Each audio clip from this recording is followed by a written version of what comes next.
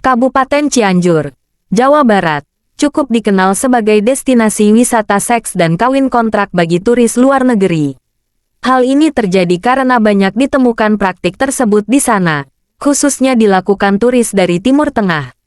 Melihat hal tersebut, Pemkab Cianjur pun menerbitkan Perbub yang melarang praktik kawin kontrak pada tanggal 18 Juni tahun 2021. Perbub tentang larangan kawin kontrak tersebut belum diatur terkait sanksi di dalamnya, namun disesuaikan dengan perda dan undang berlaku. Praktik kawin kontrak ini menjadi ironi, karena lambat laun menggeser predikat kota santri di kawasan Jawa Barat tersebut. Ironisnya kini prestise ribuan pondok pesantren di sana seolah-olah luntur akibat munculnya fenomena kawin kontrak di Cianjur yang setidaknya telah terdeteksi sejak 2015. Hal itu disampaikan langsung oleh Wakil Ketua Majelis Ulama Indonesia (MUI) Kabupaten Cianjur, H. Ahmad Yani. Kaum wanita di sana dimanfaatkan oleh pria hidung belang yang datang dari Timur Tengah untuk dijadikan istri dalam waktu tertentu sesuai perjanjian. Tanpa disadari para wanita di sana telah menjadi sekaligus korban nyata dari praktik tersebut. Mereka pun menjalani kawin kontrak karena rata-rata tergiur iming-iming uang dan harta benda lainnya dari praktik prostitusi tersebut. Akad nikah dan ijab kabul dalam proses kawin kontrak hanya akal-akalan agar tidak dicap berzina. Praktik kawin kontrak di kota santri Cianjur paling sering terjadi saat musim liburan. Para pengelola jasa, travel dadakan, pun bergerak cepat menawarkan jasa kawin kontrak.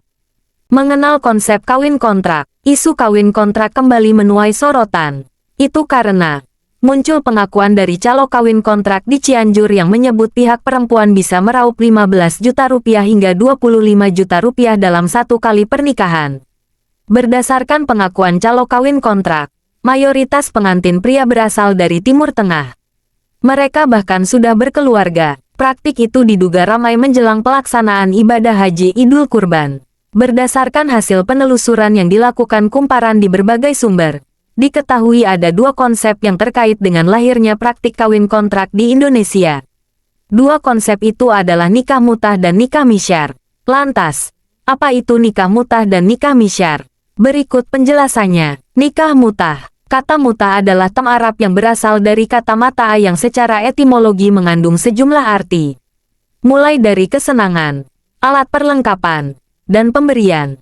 Menurut ulama kontemporer Mesir, Sayyid Sabik, istilah mutah diberikan karena si laki-laki bermaksud untuk bersenang-senang sementara saja. Konsep pernikahan ini populer di kalangan Islam Syiah. Pernikahan ini adalah pernikahan yang tidak memerlukan wali dan saksi. Bahkan sang perempuan bisa menikahkan dirinya sendiri dengan calon suaminya. Selain itu, pernikahan ini adalah pernikahan yang bersifat sementara dengan mahar telah disepakati oleh mempelai laki-laki dan perempuan. Ikatan pernikahan dari nikah mutah memiliki masa yang cukup beragam mulai dari hitungan tahun, bahkan sampai hitungan jam tergantung kesepakatan yang disepakati. Bagi penganut Islam Syiah seperti Sayyid Milani, misalnya, nikah mutah adalah pernikahan yang sesuai dengan Al-Quran dan perintah Nabi. Meski begitu, klaim tersebut dibantah oleh Islam Sunni.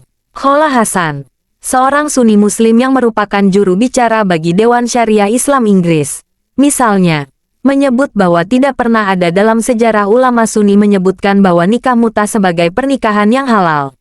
Nikah misyar, menurut ulama kontemporer Mesir, Yusuf Al-Qardawi, misyar secara bahasa bermakna singgah atau melewati dan tidak menetap dalam waktu yang lama.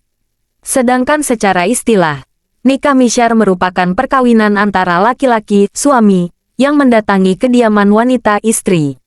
Namun, wanita ini tidak pindah ke kediaman laki-laki tersebut. Hal itu dapat terjadi lantaran nikah misyar terjadi pada istri kedua dan seterusnya. Sementara itu, laki-laki ini telah memiliki istri lebih dahulu di rumah yang dinafkahinya. Pernikahan dengan konsep ini pun memungkinkan laki-laki untuk menikahi perempuan tanpa harus memenuhi hak dari perempuan yang dinikahinya. Jadi, laki-laki tak wajib menafkahi dan tak wajib tinggal bersama istrinya. Pendek kata, laki-laki hanya memberikan nafkah batin, bukan nafkah lahir. Sementara itu, nikah misyar tak mengenal konsep kontrak layaknya nikah mutah. Namun, nikah misyar memiliki kecenderungan untuk terjadinya perpisahan antara suami dan istri. Artinya, di atas kertas nikah misyar juga memberikan batasan usia perkawinan. Meskipun terbuka kemungkinan akan terus berlanjut namun dalam probabilitas yang kecil. Terlepas dari dua konsep di atas, kawin kontrak di Cianjur merupakan praktik prostitusi berkedok pernikahan. Terlebih, praktik pernikahan di Cianjur hanya terkesan sah secara agama, sebab penghulu, wali perempuan, dan saksi pernikahan berasal dari sindikat kelompok yang menawarkan layanan tersebut.